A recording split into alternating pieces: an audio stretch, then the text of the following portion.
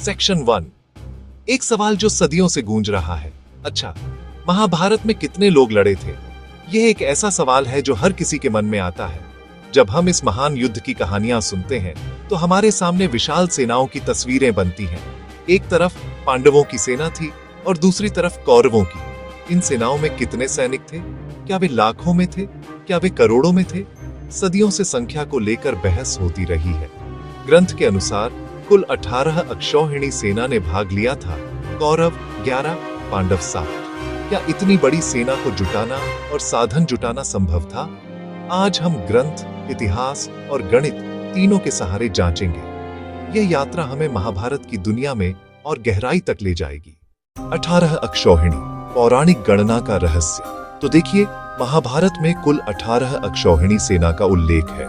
यह संख्या महाकाव्य के ताने बाने में बुनी है। युद्ध 18 दिन चला, 18 पर्व, अंत में 18 योद्धा।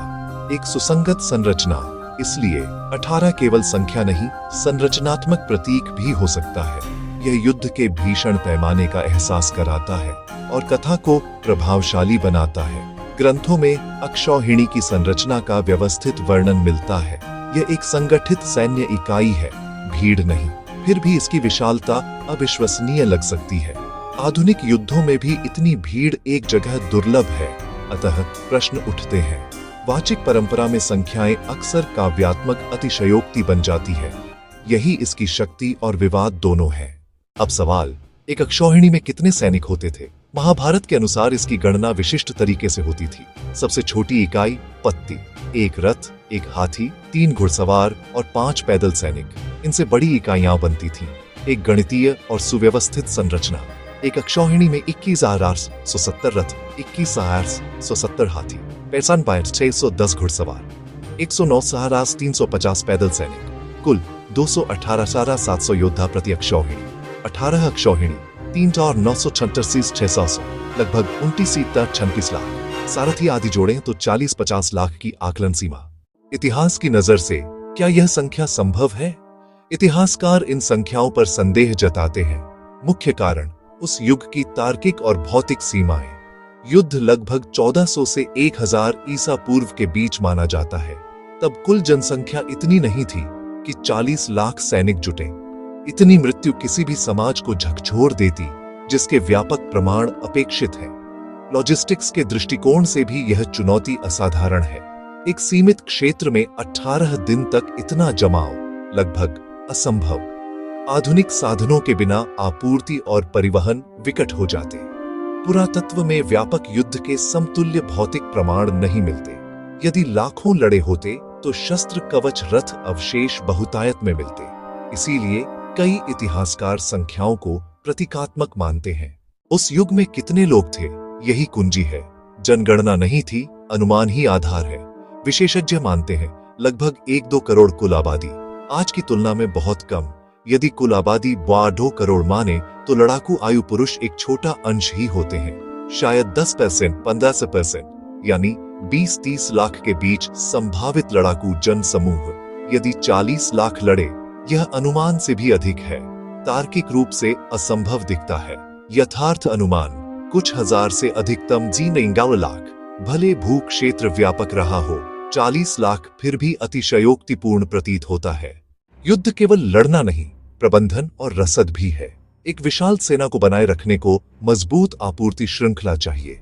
यदि प्रति सैनिक प्रतिदिन 1 किग्रा अनाज लगे, 40 लाख सैनिक, छाछ 4000 टन प्रतिदिन, 18 दिन में 72,000 टन, साथ में लाखों पशुओं का चारा भी। एक बैलगाड़ी 500 किग्रा, 4000 टन दिन हेतु 8,000 बैलगाड़ियां।